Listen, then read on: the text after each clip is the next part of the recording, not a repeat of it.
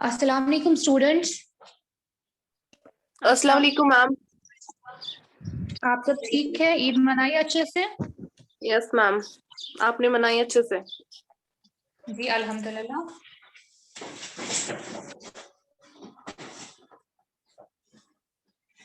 ये आपकी physics class है और हम जो चैप्टर पढ़ रहे हैं that is electricity. Hope Eid की वजह से सब लोगों को भूल नहीं गया होगा हम क्या पढ़ रहे हैं, तो याद ही होगा। लास्ट टाइम हम लोगों ने डिस्कस किया, चलिए अच्छी बात है। लास्ट टाइम हम लोगों ने डिस्कस किया था सब conducting materials and there specific use, और उसमें हमने कुछ मटेरियल्स की एग्जांपल्स भी दी थी और हमने देखा था कि डे टू डे लाइफ में हम लोग उनको कहाँ इस्तेमाल करते हैं और उनकी किन प्रॉपर्टीज की वजह से हम लोग उनको इस्तेमाल करते थे। अब आज जो हमारा टॉपिक है that is most important topic, और हमारा जो टॉपिक है उसका जो टाइटल है that is heating effect of current, और इसका दूसरा नाम भी है जूल्स लॉ ऑफ हीटिंग। ठीक है, तो हमारा जो टॉपिक आज का है वो यही है, जूल्स लॉ ऑफ हीटिंग, या उसका जो दूसरा नाम है that is what, that is heating effect of current. वैसे मैं प्रीवियस सेशंस में भी थोड़ा बहुत बता चुकी हूँ इसके रिलेटेड, तो अब हम आज ये डिटेल में हमें पढ़ने जा रहे हैं।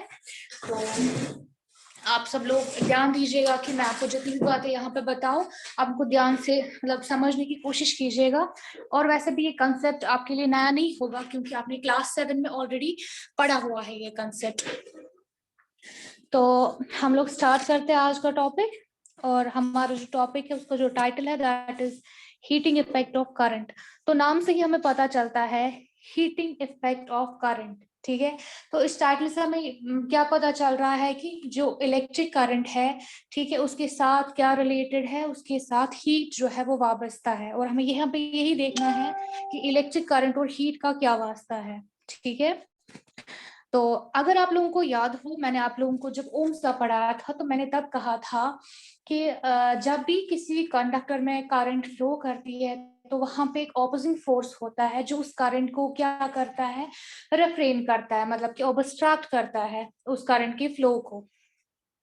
तो उसकी वजह से क्या हो जाता है, जब वहां पे कोई ऐसी फोर्स होगी या कुछ ऐसा होगा जो रिफ्रेन करेगा मतलब रोकने की कोशिश करेगा, तो क्या हो जाएगा, उसकी वजह से वहां पे उसको दिक्कत होगी चलने में। ठीक, और वहां पे जो ऑपोजिंग फोर्स था दैट वाज रेजिस्टेंस।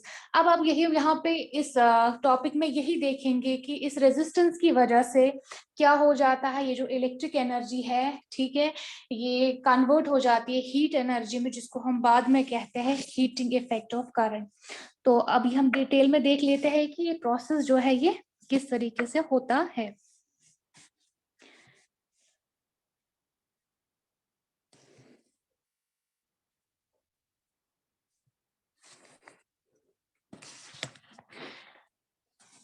देखिए, अगर हम कोई भी कंडक्टर ले लें, से हम लोग कोई वायर ले रहे हैं, ठीक है, तो वायर में जब करंट जो है वो पास होता है तो ये जो वायर है ये थोड़ी देर के बाद क्या हो जाती है, ये थोड़ी देर के बाद गर्म हो जाती है। यूजुअली जो हम वायर्स मतलब हम घर में वायरिंग इस्तेमाल करते हैं, नॉर्मल वायर्स जो होती हैं मतलब कि जो कॉपर या एल्युमिनियम की होती है जिनके ऊपर वो प्लास्टिक इंसुलेशन होता है, उनमें तो ऐसा नहीं होता है। क्यों? क्योंकि वो गुड कंडक्टर्स ऑफ हीट होती है। लेकिन अगर हम एग्जाम्पल ले लें, जैसे हम लोग ने लास्ट टाइम डिस्कस किया था, जो आपका आपके घर का हीटर होता है ना, जिसपे आप खाना वाना पकाते हैं, तो उसमें कॉइल लगती है, लोकली हम नाम इस्तेमाल करते हैं कॉइल। तो वो बेसिकली निक्रोम की बनी हुई होती है। किसकी बनी हुई होती है? निक्रोम। ठीक है, तो मैं लास्ट टाइम आपको बोल चुकी हूँ निक्रोम एलॉय है। ठीक, तो ये निक्रोम क्या है, जब इस निक्रोम से हम लोग, अब निक्रोम जो है वही वाला वायर जो है एज एग्जाम्पल ले लेंगे यहाँ पे, तो क्या हो जाता है जब हम निक्रोम में से क्या हो जाता है, जब निक्रोम से करंट को पास कराते हैं तो थोड़ी देर बाद क्या हो जाता है, ये जो वायर है ये हॉट हो जाती है। और हम लोगों ने ये क्या है, हम लोग ने ये घर में देखा भी हुआ होगा, यूटिलिटी हीटर से सिंपली क्या बोलते हैं उसको प्लग अलग आते हैं, या फिर वो वायर होती है उसमें इंसर्ट करते हैं हुक में, तो क्या हो हो जाता है, थोड़ी देर के बाद जो ये करंट है वो फ्लो होना स्टार्ट हो जाएगा, और उसकी थोड़ी ही देर के बाद जो आपका हीटर होता है, हीटर का जो कॉइल होता है वो क्या हो जाता है, वो उसमें से क्या निकलने लगती है, गर्मी निकलने लगती है। तो वो गर्मी जो है वो जहाँ पे मतलब उस केस में जो गर्मी निकलने लगती वो क्या हो गया होता है, वहां पे जो एनर्जी है, मतलब कि जो हमें वहां पे इलेक्ट्रिक एनर्जी है वो किसमें कन्वर्ट हो गई होती है, वो कन्वर्ट हो गई होती है किसमें, हीट एनर्जी में। अब हमें यहाँ पे यही देखना है कि ये हीट एनर्जी में कैसे कन्वर्ट हो जाती है, ठीक है। तो जैसे अब या वहां पे हम लोग मतलब जब हीटर की बात करते हैं तो हम लोगों को वहां पे चाहिए कि हमारा जो ये हीटर है, ठीक है, इसका जो कॉइल है वो गर्म हो, ठीक है, ये नॉर्मल सी चीज है। लेकिन अब अगर हम बात करें फॉर एग्जाम्पल, कभी कभार ऐसा भी हो जाता है, से आपके पास घर में बहुत सारे मतलब अप्लायंसेस होते हैं, लाइक आपके पास मोटर होता है, इलेक्ट्रिक मोटर होता है, तो वो भी कभी कभार गर्म हो जाता है ना। लेकिन हमें उस केस में नहीं चाहिए कि वो इक्विपमेंट जो हमारा है वो गर्म हो जाए, तो उस वजह से क्या हो जाता है, उस मतलब जब वो वहां पे मतलब गर्म हो जाता है, उस वजह से क्या हो जाता है, वो जो इक्विपमेंट हमारा होता है वो खराब हो जाता है। मतलब कि मेरे कहने का मतलब ये है कि कुछ केसेस में हमें चाहिए कि वो जो इक्विपमेंट है हमारे पास या जो अप्लायंस है हमारे पास वो गर्म हो, तभी हमारा काम चल जाएगा।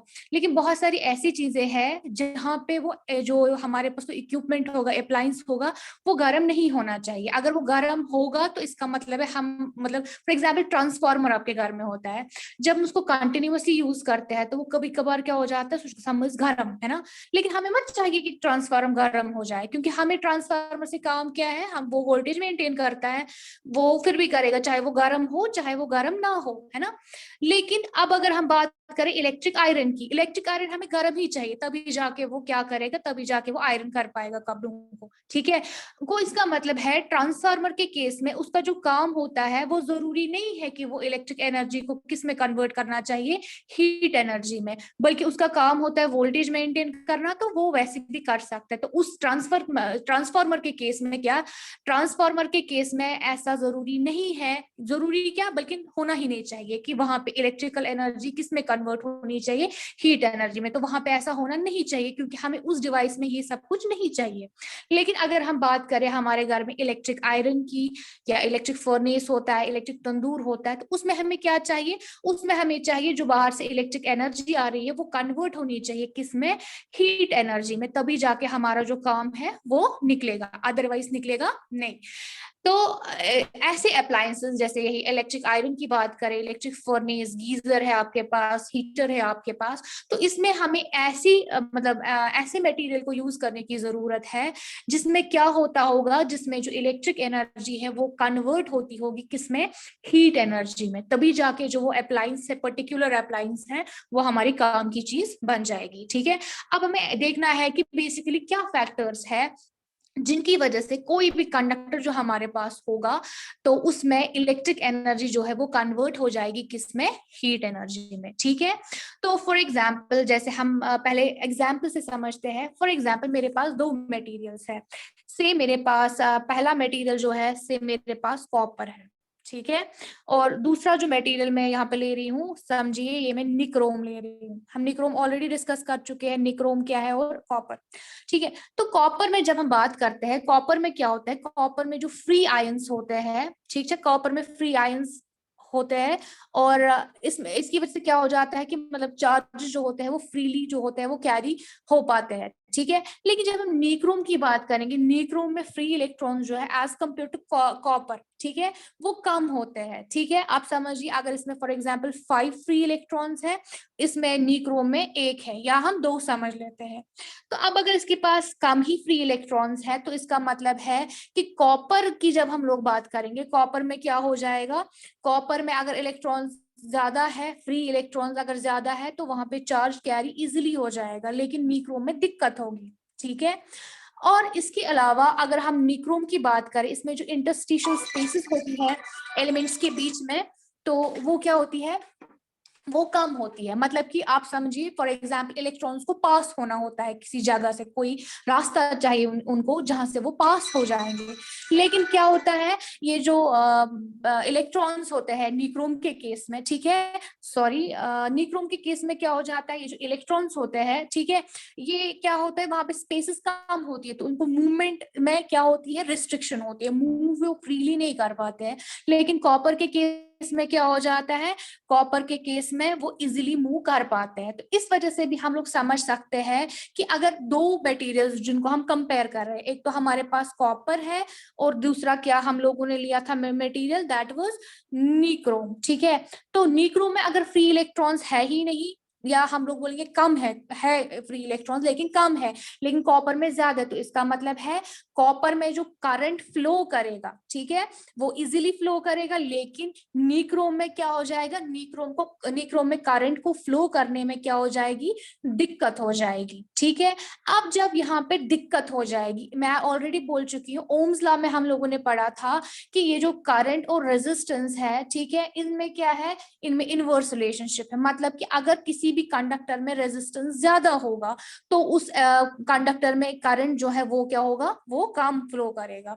इसी तरीके से अब हम यहाँ से ये कंक्लूजन बना सकते हैं, अगर हमारे पास कॉपर है, कॉपर भी कंडक्टिंग मटेरियल है और निक्रोम भी है, लेकिन कॉपर के केस में क्या हो जाता है, कॉपर के केस में जो इलेक्ट्रॉन्स होते हैं वो फ्रीली मूव कर पाते हैं, वहां पे ऑब्स्ट्रक्शन या रेजिस्टेंस कम होती है, तो इलेक्ट्रिक करंट जो है वो मतलब हम लोग इलेक्ट्रॉन्स का जो फ्लो है, ठीक है, वो अच्छा रहता है। लेकिन निक्रोम में क्या हो जाता है, दिक्कत होती है। और क्यों, क्योंकि इसमें रेजिस्टेंस भी ज्यादा होती है, और जिस दिक्कत की वजह से क्या हो जाता है, वहां पे जो इलेक्ट्रॉन्स है उनको क्या करना पड़ता है, उनको मूव करने के लिए कुछ वर्क करना पड़ता है, और बाद में वही वर्क जो है, मतलब एनर्जी लगा, वर्क करने के लिए एनर्जी चाहिए, बाद में वही एनर्जी जो है वो कन्वर्ट हो जाती है, क्या, वो कन्वर्ट हो जाती है इलेक्ट्रिकल एनर्जी में।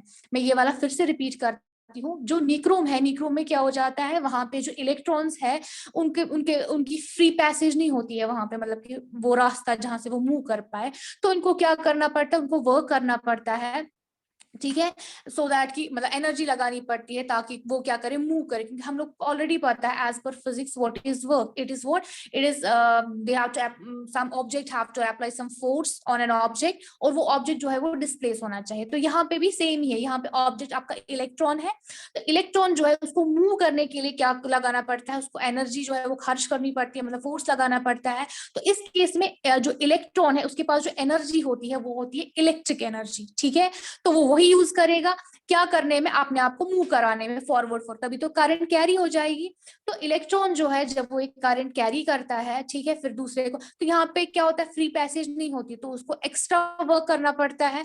तो इस केस में जो ये इलेक्ट्रॉन वर्क करता है, ठीक है, क्या करने के लिए, मूव करने के लिए, तो वहां पे क्या हो जाता है, तो उसमें वो एनर्जी भी यूज कर रहा होता है ना, इलेक्ट्रिकल एनर्जी, तो बाद में वो एनर्जी जो है, वही एनर्जी जो है वो कन्वर्ट हो जाती है किस में, वो कन्वर्ट हो जाती है हीट एनर्जी में, ठीक है।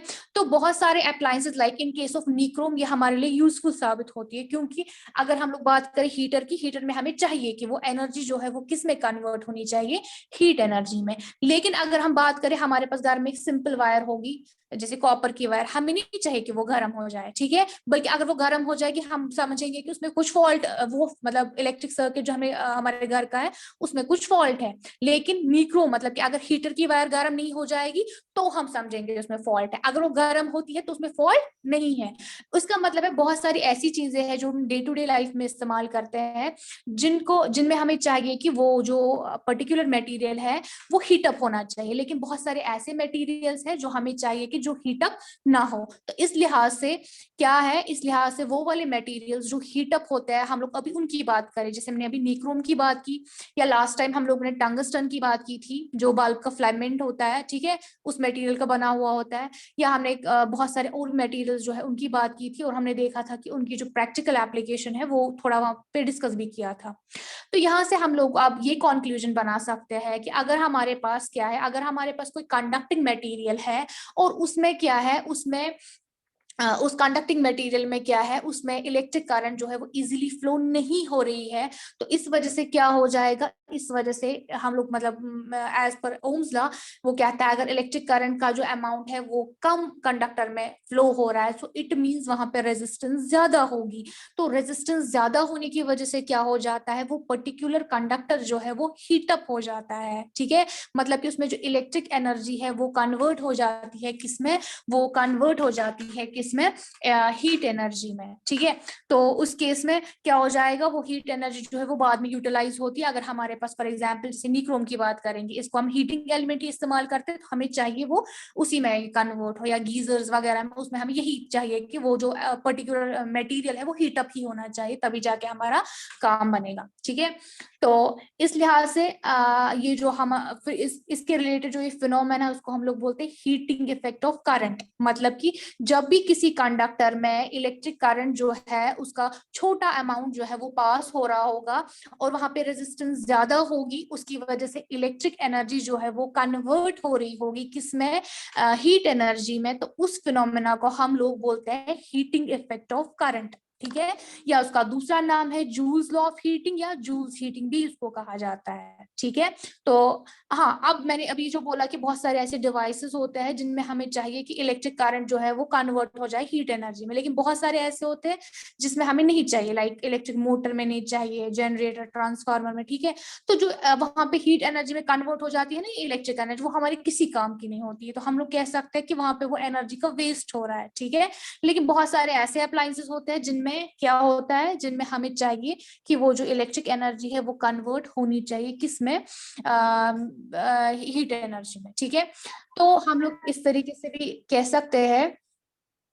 हाँ जी बेटा। Ma'am what in case of nichrome, आपने कहा कि निक्रोम हम लोग हीटर में यूज करते हैं, तो अगर हमें कभी हीटर से करंट लगती है तो उसका मतलब क्या होता है फिर? मतलब क्या मतलब, करंट करंट तो लगेगी, करंट तो पास हो रही है ना, लेकिन कम हो रही है एज कम्पेयर टू जो बाकी है। आपने कहा ना हीट, वो खाली हीट अप हो रहा होता है। नहीं नहीं नहीं, मैंने बोला फॉर एग्जाम्पल जब उसमें करंट पास होती है वहां पे दिक्कत होती है, ऑब्स्ट्रक्शन होता है वहां पे, जिसकी वजह से वो इलेक्ट्रिक एनर्जी जो इलेक्ट्रॉन्स जब ये ना इलेक्ट्रॉन्स फ्लो करते हैं, तो इसका मतलब उसी को तो करंट बोलते हैं ना। तो वहां पे क्या हो जाता है, वहां पे उस एनर्जी का बहुत सारा अमाउंट जो है वो कन्वर्ट हो जाता है हीट एनर्जी में, तभी जाके वो कंडक्टर हीट अप होता है, लेकिन करंट भी तो होती है ना। मतलब करंट भी साथ होती है। हाँ करंट होती है, करंट का मतलब इलेक्ट्रॉन्स की कुछ एनर्जी होती है वो कन्वर्ट हो जाती है हीट एनर्जी में, लेकिन करंट के बगैर कहाँ डिवाइस चलेगा। Okay ma'am. ओके। तो ये मैंने बताया किसके related, heating effect of current. हमें और एक चीज इसमें देखनी है कि अब किन किन फैक्टर्स पे अगर किसी भी कंडक्टर में अभी हीट प्रोड्यूस हो रही है, ठीक है, तो ये किन किन फैक्टर्स पे डिपेंड करती है, मतलब कि हीट जो है ये किन किन फैक्टर्स पे डिपेंड करती है, ठीक है। सबसे पहला फैक्टर जो है इसमें वो क्या है, अगर हमारे पास अगर फॉर एग्जाम्पल कोई कंडक्टर है हमारे पास, उसमें जो इलेक्ट्रॉन्स है, ठीक है, वो पर सेकेंड में मतलब एक सेकेंड में ज्यादा इलेक्ट्रॉन्स जो है वो मूव हो रहे हैं। आप समझिए फॉर एग्जाम्पल एक सेकेंड में 100 इलेक्ट्रॉन्स जो है वो फ्लो हो रहे हैं किसी पर्टिकुलर कंडक्टर में, तो उसमें कोल्यूजन जो है वो भी ज्यादा होंगे। मैं इस तरीके से समझाती हूँ, कोल्यूजन मतलब कि टकराव, ठीक है, इलेक्ट्रॉन्स के बीच में टकराव। तो फॉर एग्जाम्पल अगर हमारे पास क्या है, हमारे पास कोई कंडक्टर है, आप समझिए या हम पैसेज की बात करते हैं, ठीक है, मतलब कोई रास्ता जो तंग रास्ता है, ठीक है। अब उसमें मैं क्या करूँ, मैं पहले इसमें 5 इलेक्ट्रॉन्स को पास कराऊंगी, वो इजिली पास होंगे। अब मैं इसका अमाउंट बढ़ा के 10 कर दूंगी, तो उनको थोड़ी दिक्कत होगी क्योंकि स्पेस उतनी है लेकिन इलेक्ट्रॉन ज्यादा है। अब मैं इसको 100 कर रही हूँ, तो उनको क्या हो जाएगी, उनको ज्यादा दिक्कत हो जाएगी। तो जैसे मैंने अभी कहा निक्रोम के केस में क्या होता है, जहां से इलेक्ट्रॉन्स को फ्लो करना पड़ता है, तो वो पैसेज वहां पे क्या होता है, वहां पे जो इंटरस्टिशियल स्पेसेस होती है उस पर्टिकुलर मटेरियल में, वो क्या होती है, वो कम होती है, मतलब कि उनको पास होने की जगह कम होती है। तो इसकी वजह से जब मैं इलेक्ट्रॉन्स का अमाउंट इंक्रीज करूंगी तो उसकी वजह से क्या हो जाएगी, उनको ज्यादा दिक्कत होगी। और अगर मतलब वो रास्ता वही है जिस रास्ते से उन 5 इलेक्ट्रॉन्स को पास होना था, उतने को 10 को भी उतने को उतने ही रास्ते में से 100 को भी पास होना था, और रास्ता उतना ही है। और जब उस रास्ते से जाएंगे तंग रास्ता होगा, तो ये तो नॉर्मल चीज है, उनमें टकराव होगा, उनमें कोलिजन होंगे। तो क्या है यहाँ पे हम लोग ये भी बोल सकते हैं कि जितने ज्यादा इलेक्ट्रॉन्स होंगे उतने ही ज्यादा कोल्यूजन्स होंगे। मतलब कि आप इमेजिन कीजिए दरगाह का वो बड़ा दिन जब होता है, जब कम लोग जाते हैं नॉर्मल डे में तो टकराव होने के कम चांसेस होते हैं, लेकिन जब बड़ा दिन होता है वहां पे तो क्या हो जाता है, लोग बहुत होते हैं और दरगाह का वो रास्ता तो उतना ही रहेगा, तो उसकी वजह से क्या हो जाता है, धक्के वक्के लगते हैं, कोल्यूजन्स होते हैं। ठीक है, तो यहाँ पे भी क्या होता है, यहाँ पे भी सेम ही होता है। और अगर वहां पे ज्यादा मतलब ज्यादा कोल्यूजन्स होंगे तो ज्यादा कोल्यूजन्स की वजह से क्या हो जाता है, ज्यादा हीट एनर्जी जो है वो प्रोड्यूस हो जाती है। क्योंकि हमने अभी इससे पहले मैंने आपको बोला कि वहां पे क्या होता है, जब कोल्यूजन्स होते हैं तो ज्यादा वहां पे वर्क होगा, तो ज्यादा वर्क होने की वजह से क्या होता है, ज्यादा ही जो इलेक्ट्रिक एनर्जी है वो कन्वर्ट हो जाती है किसमें, हीट एनर्जी में। तो हमें पहला पॉइंट याद रखना है कि जितने ज्यादा इलेक्ट्रॉन्स जो है वो फ्लो हो रहे होंगे उतने ही ज्यादा कोल्यूजन्स होंगे, और जितने ज्यादा कोल्यूजन्स होंगे उतनी ही ज्यादा हीट जो है वो प्रोड्यूस हो जाएगी। या हम इससे ये भी देख सकते हैं कि हीट एनर्जी जो प्रोड्यूस होती है किसी भी कंडक्टर में वो डिपेंड करती है कि उसमें जो करंट का अमाउंट है वो कितना है। अगर करंट का अमाउंट मतलब इलेक्ट्रॉन ज्यादा फ्लो हो रहे होंगे तो हीट एनर्जी जो है वो भी क्या हो जाए होगी, वो भी ज्यादा प्रोड्यूस हो रही होगी। ठीक है, दूसरा हमारे पास है कि जो हीट अब प्रोड्यूस होती है ये किस बात पे डिपेंड करती है, रेजिस्टेंस पे डिपेंड करती है। मैंने ऑलरेडी आपको बोला इससे पहले भी कि अगर फॉर एग्जांपल वहां पे ऑब्स्ट्रक्शन ज्यादा होगा, मतलब कि वहां पे जो करंट जब फ्लो करेगी वहां पे जो ऑपोजिंग फोर्स होता है वही तो रेजिस्टेंस होती है। अब अगर वहां पे ऑपोजिंग फोर्स यानी कि रेजिस्टेंस ज्यादा होगी तो वहां पे उसको दिक्कत होगी मूव होने में, तो वहां पे अल्टीमेटली क्या हो जाएगा, वहां पे जो कंडक्टर होगा उसमें उस मतलब सॉरी उन इलेक्ट्रॉन्स को ज्यादा वर्क करना पड़ेगा मूव होने के लिए, तो इसका मतलब उनको ज्यादा वर्क करना पड़ेगा, तो वहां पे जो इलेक्ट्रिक एनर्जी है वो कन्वर्ट हो जाएगी किसमें, ज्यादा इलेक्ट्रिक एनर्जी कन्वर्ट हो जाएगी हीट एनर्जी में। तो इसका मतलब है अगर किसी भी कंडक्टर का रेजिस्टेंस ज्यादा है, ठीक है, तो इसका मतलब है उसमें हीट एनर्जी जो प्रोड्यूस होगी वो भी क्या होगी, वो भी ज्यादा होगी। ठीक है, उसके बाद तीसरा है, अगर हम लोग किसी कंडक्टर में करंट को पास करा रहे हैं ज्यादा टाइम तक, ठीक है, जितना ज्यादा टाइम तक हम लोग उस करंट को पास कराएंगे उतने ही उसमें जो कोल्यूजन्स होंगे, ठीक है, वो ज्यादा होंगे। तो इसका मतलब है कि ये टाइम पे भी डिपेंड करता है। फॉर एग्जाम्पल मेरे पास कंडक्टर था, मैंने इसे 5 मिनट ये करंट पास करवाई और रख दिया, तो इसमें हीट अप होने के चांसेस कम है क्योंकि मैंने इसको रेस्ट दिया। ठीक है, लेकिन अगर मैं इस कंडक्टर को कंटिन्यूअसली यूज कर रही हूँ, ठीक है, मैं दिन भर के लिए इसको यूज कर रही हूँ, तो अल्टीमेटली क्या हो जाएगा, दिन भर इसमें करंट जो है वो पास हो रहा है। तो इसका मतलब है जब दिन भर करंट इसमें पास हो रहा है, मतलब कि करंट ज्यादा टाइम के लिए पास हो रहा है, तो इसमें जो इलेक्ट्रॉन्स है वो ज्यादा देर चलेंगे, इसका मतलब इसमें कोल्यूजन ज्यादा देर होंगे और इसमें हीट एनर्जी जो है वो ज्यादा प्रोड्यूस होगी। तभी हम लोग बोलते हैं ये मतलब घर पे कभी ट्रांसफार्मर को कंटिन्यूअसली यूज करते तो वो हीट अप हो जाता है। अगर कम टाइम के लिए करते सुचुन हीट अप, मगर इतनी ज्यादा टाइम तरह पाचुका हीट अप, फिर हमें घर पे बोलते हैं क्या हो गया इतना टीवी मत देखो, रखो अब ट्रांसफार्मर बंद वगैरह। तो बेसिकली वो यही होता है। तो यहाँ पे हम लोगों ने कॉन्क्लूजन बनाया, ये जो हीट प्रोड्यूस होती है किसी भी कंडक्टर में ये 3 चीजों पर डिपेंड करती है। एक तो उसमें करंट जो है उसका अमाउंट कितना फ्लो हो रहा है, दूसरा उसमें की उस कंडक्टर की रेजिस्टेंस कितनी है, और कितने टाइम तक उसमें करंट जो है वो फ्लो हो रहा होगा। और एक इंपॉर्टेंट चीज की एक साइंटिस्ट था, वो मैं ऑलरेडी आपको क्लास 9 में बोल चुकी हूँ, यहाँ पे फिर से बोल रही हूँ। अब सवाल है ये जो हीट है ये है एनर्जी, ठीक है, तो अब एनर्जी जो है ये एक फिजिकल क्वांटिटी है, इसको मेजर कर सकते हैं, तो इसका मतलब इसका यूनिट भी होगा। ठीक है, तो इसका जो यूनिट है दैट इज जूल। ठीक है, हीट एनर्जी जो है अगर मैं बोल रही हूँ इसमें जो हीट एनर्जी पास हो रही है दैट इज 5 क्या 5 जूल, क्योंकि जो हीट एनर्जी है या कोई भी एनर्जी है उसका जो यूनिट है दैट इज जूल। अब एक साइंटिस्ट था जिसने बहुत वर्क किया था इस एनर्जी पे, उसका नाम था जेम्स प्रेस्कॉट जूल। ठीक है, तो जेम्स प्रेस्कॉट जूल जो था उसी ने ये भी स्टडी किया था, मतलब कि करंट के साथ हीट जो है वो वाबस्ता है, ये भी उसी ने स्टडी किया था। किसने, जेम्स प्रेस्कॉट जूल ने। ठीक है, और उसने एक्सपेरिमेंटली ये चीज प्रूव की थी कि ये जो heating effect of electric current है एक्सपेरिमेंटली प्रूव भी की थी, और उसने एक कॉन्क्लूजन निकाला था। ठीक है, उसका जो कॉन्क्लूजन था वो क्या था, वो था एच। एच जो है, वेट मैं लिख लेती हूँ, ये था इसका कॉन्क्लूजन। एच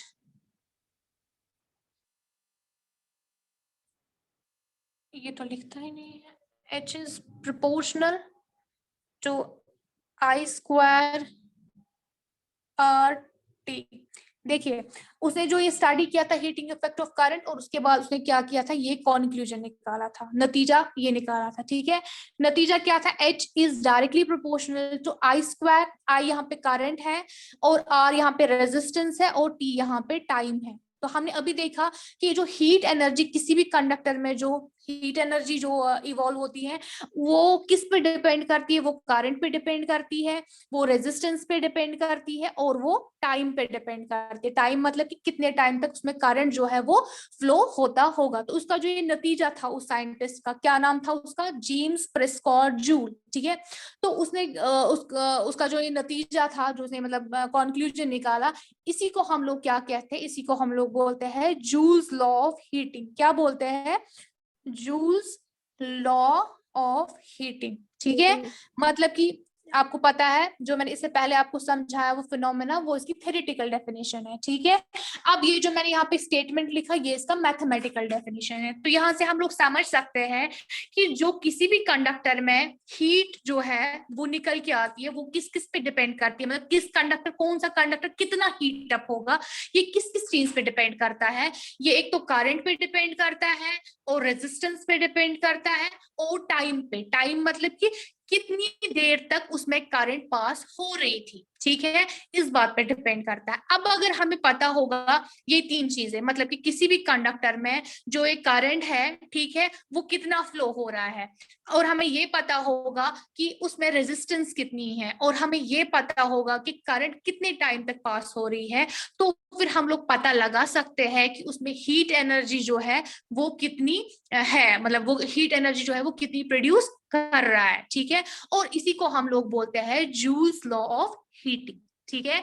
और ये किसने दिया हुआ था, ये दिया हुआ था जेम्स प्रेस्कॉट जूल, और उसी के नाम पे इसका जो नाम है that is joules law of heating, ठीक है।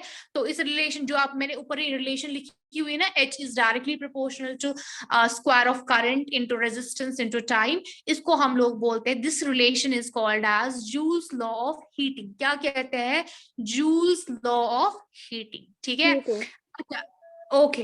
अब आप मुझे बताएं कि जितनी भी बातें मैंने आपको यहाँ पे बताई, किसी को कोई कंफ्यूजन है किसी भी बात के related? No ma'am. No ma'am. No ma'am. Okay, ये जूल्स लॉ जो है आपको क्लियर हो गया? Yes ma'am. Yes ma'am. Yes ma'am. तो कोई मुझे बता सकता है जूल्स लॉ ऑफ हीटिंग का दूसरा नाम क्या है? Heating effect of current. Heating effect of current. Okay, किसने दिया था? James Prescott joule. Okay, very good. आप मुझे बता सकते हैं किसी भी जो कंडक्टर में हीट प्रोड्यूस होती है वो किस किस फैक्टर पे डिपेंड करती है?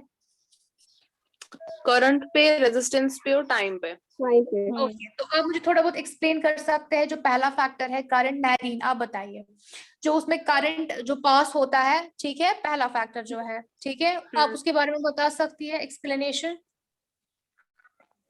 अगर करंट का अमाउंट बहुत कम होता है, इसका मतलब है कि जो रेजिस्टेंस है वो बहुत ज्यादा है उस कंडक्टर में, तो जो तो जो कोलिजन्स हो रहा है इलेक्ट्रॉन्स के बीच में, ताकि वो उस रेजिस्टेंस को ओवरकम कर सके, तो उस रेजिस्टेंस तो जो वहां पे कोलिजन्स हो रहे हैं उनके बीच में, इलेक्ट्रॉन्स के बीच में, उस वजह से वहां पे वो वर्क कर रहे हैं, तो वो वर्क जो है वो हीट एनर्जी में कन्वर्ट हो जाती है। तो इसका मतलब अगर ज्यादा करंट फ्लो हो रही होगी, मतलब करंट का ज्यादा तो कम अमाउंट हीट एनर्जी, हाँ, तो कम हीट एनर्जी प्रोड्यूस होती है। अगर और अगर कम करंट हो रही है तो ज्यादा हीट एनर्जी अगर प्रोड्यूस होती है। कोलिजन ज्यादा हुए तो? अगर कोलिजन ज्यादा हो तो ज्यादा हीट एनर्जी ओके, होती है। अब आप मुझे बताइए जहरा, आप है वहां? Yes ma'am. ओके, आप मुझे बताइए अगर ज्यादा टाइम तक किसी भी कंडक्टर में ये जो करंट है वो फ्लो करेगी तो उसमें हीट एनर्जी जो है वो कम प्रोड्यूस होगी, ज्यादा प्रोड्यूस होगी? ज्यादा प्रोड्यूस होगी, क्योंकि तब तक ज्यादा कोलिजन हो चुका होगा और हमें ज्यादा हीट एनर्जी मिलेगी। ओके, आप मुझे बताएं कि क्या for example day to day life में ऐसे कौन से अप्लायंसेस है जिनमें हमें ये हीटिंग इफेक्ट ऑफ करंट चाहिए, जो आप यूज करती हैं? हीटर मैम है। सबको बोलना है। नहीं नहीं, फिलहाल जहरा बताइए। हीटर है, बॉयलर्स हाँ है, गीजर्स है। ओके, स्ट्रेटनर भी है, आप यूज करती होंगी ना? नहीं, मैं नहीं यूज करती हूँ। चलिए ठीक, ओके। तो वो भी है, वो प्रैक्टिकल एप्लीकेशन में आ हाँ जाएगा। कुक तो करते होंगे ना आप लोग, क्योंकि आजकल हाँ की जनरेशन बेकिंग वगैरह तो करती होगी, तो आपके पास हाँ, जो घर में उनमें ओवन आयरन। यूज होता है, आयरन में आप यूज आयरन होता है, करते आयरन में। हैं नारिन, आप आयरन से कुक करते हैं? चलिए अच्छी बात है, दो यूज करते हैं आप। चलिए, तो यूजुअली जो आपके घर में या टोस्टर तो सभी ऑलमोस्ट इस्तेमाल करते हैं, एयर फ्रायर वगैरह, तो वहां पे भी यही एप्लीकेशन जो है वो इस्तेमाल की जाती है ताकि वो कुक कर पाए, ठीक है, अदरवाइज होगा नहीं। ठीक, yes ma'am. Okay, very good. अब आप मुझे बताइए और एक इम्पॉर्टेंट चीज, वैसे ही आज के लेक्चर के रिलेटेड नहीं है, लेकिन फिर भी मैं देखना चाहती हूँ कि आप लोगों को लास्ट लेक्चर्स याद है या नहीं है। जैसे मैं किसको पूछूं, वेट पहले मैं लिस्ट देख ले रही हूँ कौन कौन है। ये क्या आज कामी बच्चे हैं, 1 2 3 4, ज्यादा ही हो गया है ना। ओके, तो किसको मैं पूछूं हाँ, तो जारा बताएगी। जारा Yes, आप ma'am. मुझे बताएं, हाँ आप मुझे बताएं कि ये जो फॉर एग्जांपल मेरे पास अगर एक वायर है, वायर का एक पीस है, ठीक है, तो इसमें इलेक्ट्रॉन्स है ना, क्योंकि ये हम्म मैटर है, इसमें इलेक्ट्रॉन्स हम्म है, ठीक है, और वो इलेक्ट्रॉन्स जो है वो मूव हो रहे हैं, ठीक है। अब मेरा हम्म, क्वेश्चन ये है कि अगर इसमें इलेक्ट्रॉन्स मूव हो रहे हैं, हम वहां से करंट का डेफिनेशन जो वो बोल रहे हैं वो बोलते हैं मूवमेंट ऑफ इलेक्ट्रॉन्स, है ना। हाँ, तो इसमें करंट क्यों नहीं है, तब तक क्यों नहीं इसमें करंट आता जब तक कि मैं इसको किसी सोर्स के साथ नहीं जोड़ती हूँ। ये मैंने पहली टॉपिक में ही बताया हुआ है। क्या मेरा मतलब ये सवाल, जो मतलब इलेक्ट्रिसिटी के सोर्स के साथ जब तक इसको ना जोड़े। आप ना अपने मेरे सवाल सुनो, बल्कि ये सबके लिए सवाल है और सब लोग जो है वो इसका जवाब सोचेंगे। अगर किसी को पता है तो वो मुझे बताए, यहाँ पे वो बता सकता है। मैं फिर रिपीट कर रही हूँ सवाल। अगर मेरे पास वायर का एक टुकड़ा है, तार का एक टुकड़ा है मेरे पास, ठीक है, तो तार का एक टुकड़ा जो है दैट इज मैटर। अगर मैटर है तो इसमें इलेक्ट्रॉन्स होंगे, और हमें पता है कि कोई भी मैटर जो भी हमारे पास है इसमें एटम्स होते हैं और एटम्स में इलेक्ट्रॉन्स मूव करते रहते हैं। और यहाँ से हम डेफिनेशन पढ़ते हैं कि ये जो इलेक्ट्रिक करंट है that is what, that is flow of electrons, मतलब कि इलेक्ट्रॉन्स की मूवमेंट है, ठीक है। तो अब मेरा सवाल ये है कि उसमें भी तो इलेक्ट्रॉन्स मूव करते हैं, तो एज पर डेफिनेशन उसमें भी करंट होना चाहिए, तो क्यों नहीं है। मैम क्योंकि जब तक कि हम लोग अगर उसमें इलेक्ट्रोमोटिव फोर्स नहीं डालेंगे तब तक वो उसमें तो करंट फ्लो हो ही नहीं होगी, जब तक कि हम लोग उसमें ईएमएफ न डाल दें, क्योंकि उससे उससे पोटेंशियल डिफरेंस क्रिएट होती है। पोटेंशियल डिफरेंस का क्रिएट होना बहुत जरूरी होता है। हाँ, हाँ तो तो इसका मतलब है, तो आपके हिसाब से करंट का क्या डेफिनेशन होना चाहिए। जब तक उसमें पोटेंशियल डिफरेंस क्रिएट ना हो तब तक इलेक्ट्रॉन्स मूव नहीं होंगे। पॉसिबल नहीं है। वो तो मुझे समझ में आ गया, इलेक्ट्रॉन लाइक क्या, कैसे आप बोल रहे हो, अगर मेरे पास मटेरियल कोई भी है, कोई भी मेटल का पीस है, उसमें तो इलेक्ट्रॉन्स मूव होंगे अपने ऑर्बिट में। अब मेरा सवाल ये था कि अगर आप बोलते हो इलेक्ट्रिक करंट का डेफिनेशन, आप बोलते हो flow of electrons, flow of electron तो फ्लो करता रहता है ना, अगर मेरे पास तार का एक पीस है, तो उसका स्टैंडर्ड डेफिनेशन क्या होना चाहिए। अब मतलब कि इनकम्प्लीट डेफिनेशन, अब इसका स्टैंडर्ड डेफिनेशन क्या होगा फिर। Flow of electrons in its own मतलब फ्लो ऑर्बिट। ऑफ इलेक्ट्रॉन्स जो कि है ही। अगर मैं बोलूंगी flow of electrons in its own orbit, it means that कि वो करंट नहीं है। अब अगर आप बोल रहे हो फ्लो ऑफ इलेक्ट्रॉन्स, तो क्या है सही डेफिनेशन करंट फ्लो का। Of electrons which is produced by potential difference. चलिए आप सब लोग सोचिएगा, अब मुझे इसका जो डेफिनेशन है वो व्हाट्सएप कीजिएगा, ठीक है, मैं वेट करूंगी, मैं देखूंगी आप लोगों का दिमाग कितना चलता है, ठीक है। सरूर आप भी, आप सुन रही है सरूर, यस सरूर सुन तो मैम। नहीं रही है आप। चलिए सरूर शायद सो गई है, नींद में ही जवाब दे रही है। No ma'am, no ma'am.